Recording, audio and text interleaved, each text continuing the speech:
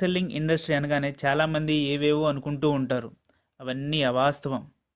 దీన్ని జనరల్‌గా కొంతమంది ప్రత్యక్ష విక్రయాలు అంటారు. మరి కొంతమంది ఇదొక రిటైల్ ఛానల్ అని అంటారు.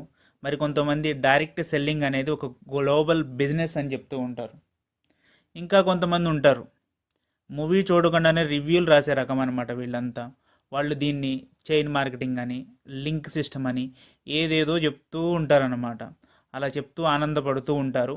అలాంటి వాళ్ళ కోసమే ఈ వీడియోని వాళ్ళకే అంకితం ఇచ్చేస్తున్నాను. ఈ వీడియో ద్వారా మీరు తెలుసుకోబోతున్నారు డైరెక్ట్ సెల్లింగ్ ఇండస్ట్రీ అంటే ఏమిటి, దాని ఫ్యూచర్ మన ఇండియాలో ఎలా ఉండబోతుంది, అలాగే కొన్ని స్ట్రాటజీస్ డైరెక్ట్ సెల్లింగ్. అసలు ఈ డైరెక్ట్ సెల్లింగ్ అంటే ఏమిటి? దీనినే మనం తెలుగులో ప్రత్యక్ష విక్రయాలు అని అంటారు. ప్రొడక్ట్ను మరియు వాటి సర్వీసెస్ను కస్టమర్కు చేర్చడానికి ఉపయోగించే ఒక విభిన్నమైన మార్కెటింగ్ విధానమే డైరెక్ట్ సెల్లింగ్. ఈ పద్ధతిలో ఎటువంటి మధ్యవర్తులు లేకుండా ప్రొడక్ట్ కస్టమర్ని రీచ్ అవుతుంది. ఈ పద్ధతిలో కేవలం ఏజెంట్ ఆర్ డైరెక్ట్ సెల్లర్స్ ద్వారా మాత్రమే ప్రొడక్ట్ కస్టమర్ని రీచ్ అవుతుంది.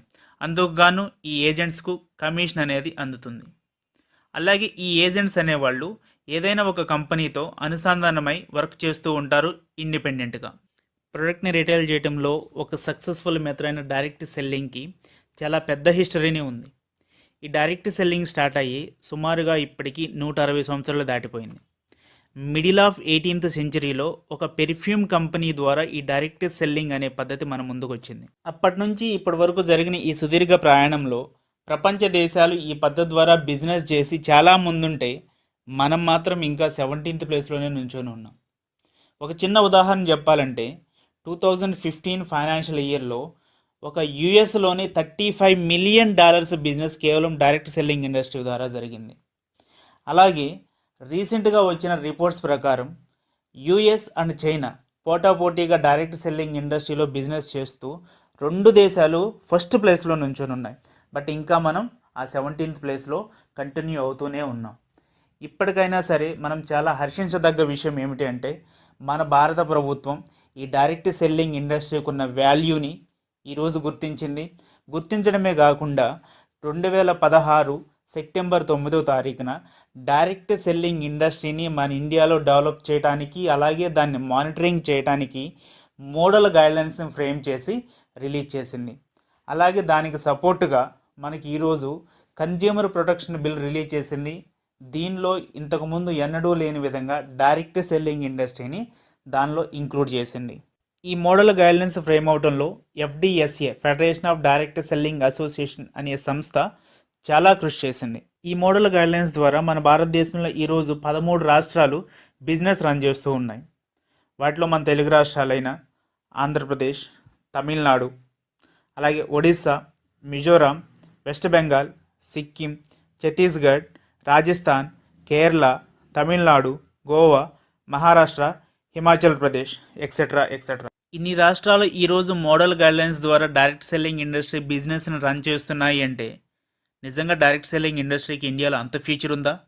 ఎస్, మన ఇండియాలో ఈరోజు డైరెక్ట్ సెల్లింగ్ ఇండస్ట్రీకి చాలా పెద్ద స్కోప్ ఉంది. ఇప్పటి వరకు మనం అనుకున్నది, వింటున్నది నిజమే.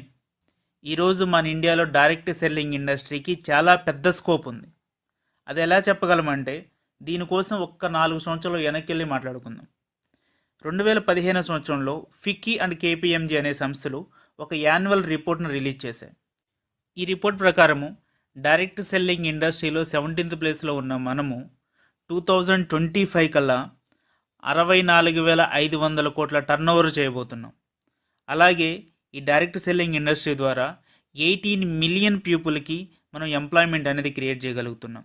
అలాగే ఇంకొక ఫ్యాక్ట్ ఏమిటి అంటే ఇంత పెద్ద మార్కెట్లో 60% కాంట్రిబ్యూషన్ ఉమెన్స్దే ఉండబోతుంది. రిపోర్ట్ అయితే మంచిగా ఉంది. 7,000 కోట్లు ఉన్న బిజినెస్ 2025 కల్లా 64,000 కోట్లు వెళ్తుందంటే ఓకే, వినడానికి చాలా బాగుంది. బట్ నిజంగా ఈ రిపోర్ట్ని అంత సీరియస్గా తీసుకోవాలా మనం? ఎస్, ఈ రిపోర్ట్ని మనం చాలా సీరియస్గా తీసుకోవాలి. ఎందుకంటే ఫిక్కీ అనే సంస్థ మన గల్లీల్లో పనిచేసే సంస్థ ఏమి కాదు. ఫిక్కీ 1927లో స్టార్ట్ అయింది. అలాగే ఈ ఫిక్కీ అనేది మన ఇండియాలో దాదాపు 2,50,000 కంపెనీలకి తన సర్వీసెస్ని అందిస్తూ ఉంటుంది. అలాగే ఇది ఎవ్రీ ఇయర్ మన ఇండియాలో జరగబోయే క్రయ విక్రయాల మీద, అంటే అమ్మకాలు కొనుగోలు మీద సర్వే చేస్తూ ఉంటుంది. ఇంత మంచి ఫ్యూచర్ ఉన్న డైరెక్ట్ సెల్లింగ్లో వర్క్ చేస్తే మనకొచ్చే లాభం ఏంది? దీనిలో పనిచేయడం వల్ల చాలా తక్కువ పెట్టుబడితోనే ఒక ఇండిపెండెంట్ బిజినెస్ అనేది స్టార్ట్ చేయవచ్చు. అలాగే ఎంప్లాయ్మెంట్ని క్రియేట్ చేయవచ్చు.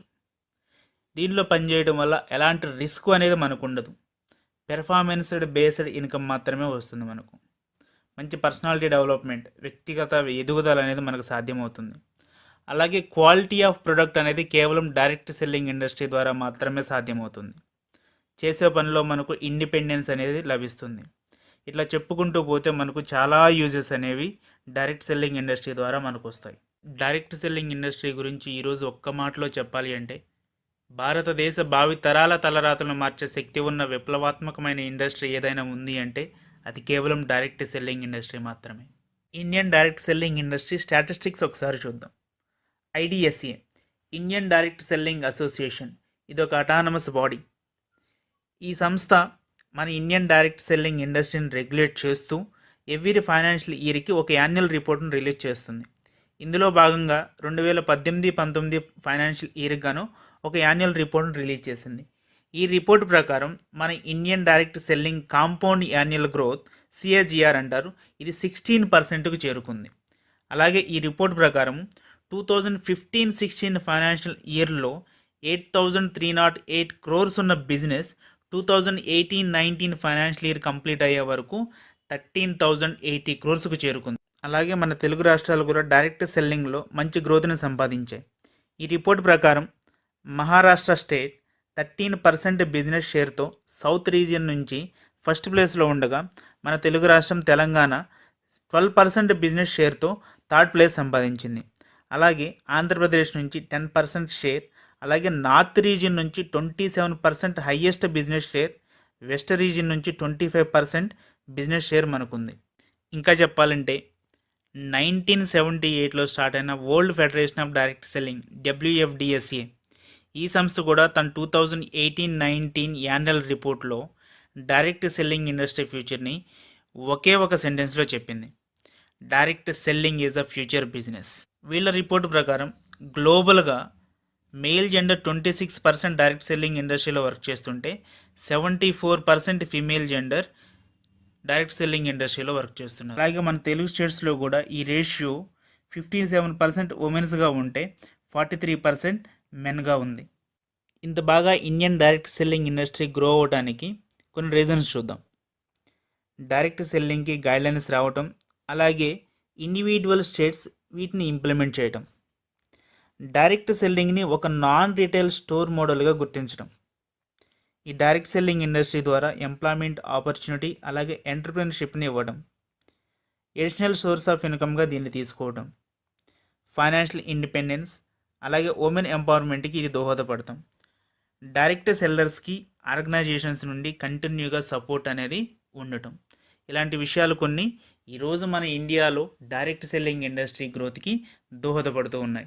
ఇంత గ్రోత్ ఉన్న ఈ ఇండస్ట్రీని ఇప్పటికీ తక్కువగా చూసేవాళ్ళు చాలామంది మనలో ఉన్నారు. ఇంకా దానికి రీజన్ డైరెక్ట్ సెల్లింగ్ ఇండస్ట్రీ కాన్సెప్ట్ని తప్పుగా అర్థం చేసుకోవటం, అలాగే మనలో కొంతమంది రాంగ్ కంపెనీస్తో అలాగే నెగిటివ్ ప్రొడక్ట్స్తో వర్క్ చేయటం, అలాగే చేసే వ్యక్తులు కొంతమంది చాలా అనెథికల్గా బిజినెస్ చేయటం, ఇలాంటి వాటి వల్లే డైరెక్ట్ సెల్లింగ్ ఇండస్ట్రీని చాలామంది తక్కువగా చూస్తున్నారు. ఫైనల్గా అందరికీ నేను చెప్పేది ఒకటే: direct selling the future business. ఇది మనందరి బిజినెస్, ప్రతి ఒక్కరి ఇండిపెండెంట్ బిజినెస్. ఈరోజు ఈ బిజినెస్ని మనం మంచిగా చేద్దాం, మన భావితరాలకు బాటలు వేద్దాం. Thank you all the best. ఈ ఇన్ఫర్మేషన్ మీకు నచ్చినట్లయితే లైక్ చేయండి, షేర్ చేయండి, అలాగే ఈ ఛానల్ని సబ్స్క్రైబ్ చేయండి.